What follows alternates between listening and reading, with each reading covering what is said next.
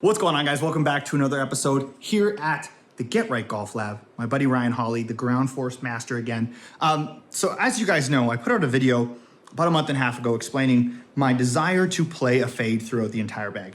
Now, as much as I would love for that to be a reality, we've discovered some things with my irons that I think might be contradictory to that plan, but I think we have a solution for moving forward. And so Ryan, today, we've done a bunch of swings. We've looked at a bunch of different data. He's actually has an explanation using ground forces, using all this data as to why maybe me personally, for my body, playing a fade at full speed just might not be the move. So I'm gonna flip it over to him. We're gonna go through my ground force data, some swings, and I'll show you guys exactly what the plan is for my irons, I think, moving forward based on what's best for my body.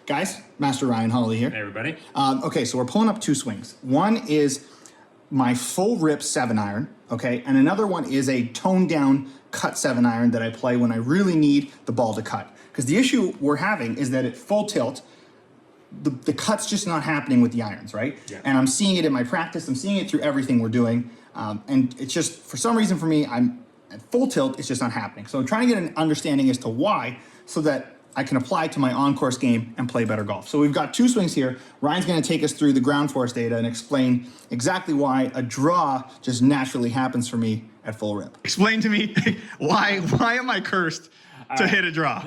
So let's start with kind of your safety, squeezy kind of style fade here. Yeah, this is the like have to cut it. Yeah, for sure. And this is where you feel comfortable, but this is kind of the speed that you feel you can replicate. I don't think this one was hit particularly well, but we do see that you hit it to 2.9 feet off target line. A little short again. I don't think you hit it great. 134 smash. Actually, it didn't do too bad here. So it was a little shorter than obviously what you're capable of doing. Your average 7-iron is like 195, maybe a little bit more. But we repeat this path and this attack angle really well at this speed, at this movement pattern. So the kind of things to keep a look at or keep an eye on is your feet tend to go way left. So you're hitting almost like a push fade. You get up to the top, and then kind of the best way to describe this is where the club is in relation to your hands at P6, or when the shaft is parallel to the ground.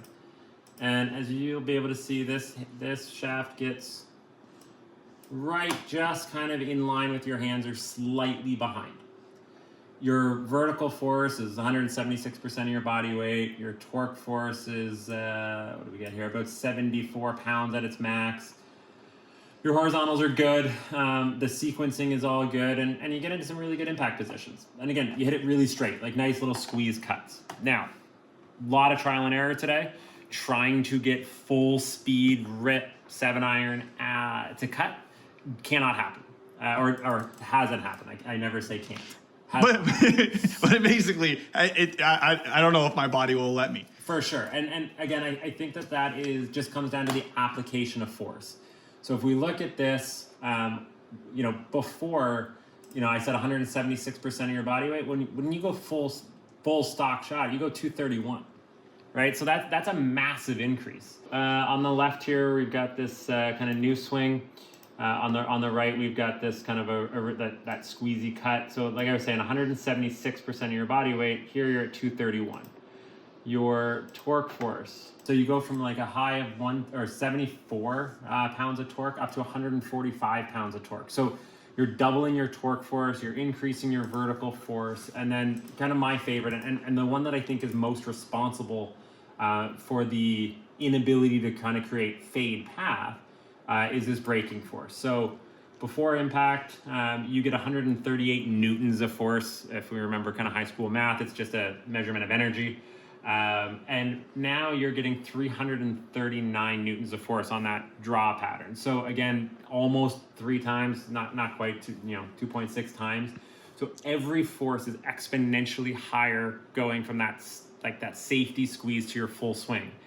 In my opinion, this purple graph here going so deep below gets this club at P6. Instead of being in line with the hands, it is now behind you. Okay, so no matter what we do, unless we were to change the arm structure, maybe some of the takeaway principles, all that kind of stuff, I think that's the only way we're going to be able to apply that amount of force on that plane of movement and still get a fade. Now, is that even worthwhile, right? Because here, as an example, hit that ball to 2.4 feet offline.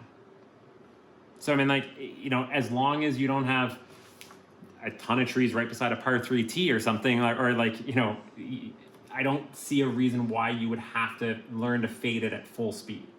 I just think that that amount of force, that thing that's responsible for the speed going from 87 to 105, puts the club in a position that you just cannot spit out fade path.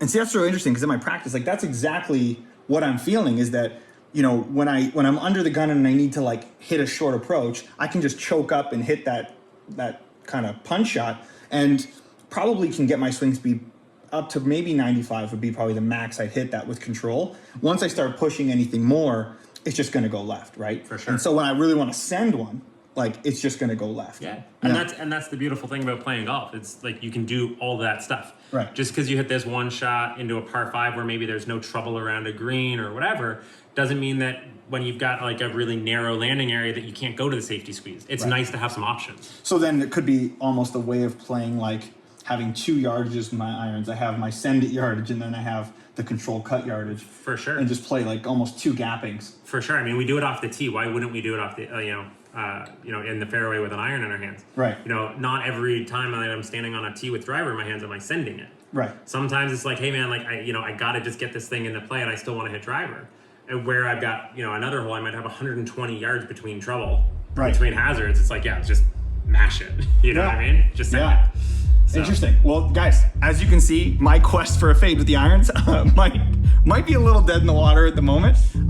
We're still holding out with the driver. Driver, we can still fade it. For sure. So we're fine in that regard, and I'm still cool with one shot shape. But it looks like with the irons, we might be going right to left. So anyway, Ryan, you're the man. Guys, check out Get Right Golf.